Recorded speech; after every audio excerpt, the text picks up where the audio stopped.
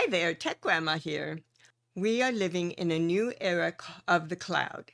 And here's something that surprises a lot of people. Using a reputable password manager in the cloud is actually safer than keeping passwords on your computer or on paper. Why?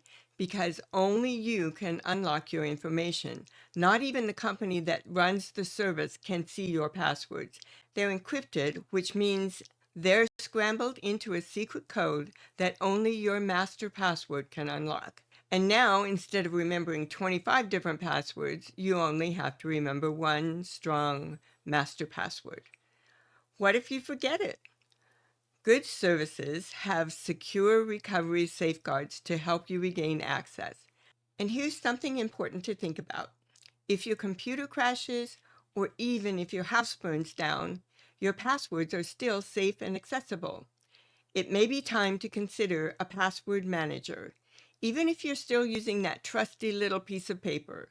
This is one upgrade that truly makes life easier and safer. This has been a quick tip from Savvy Tech Grandma.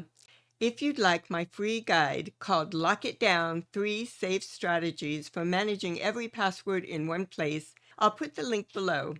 Stay savvy!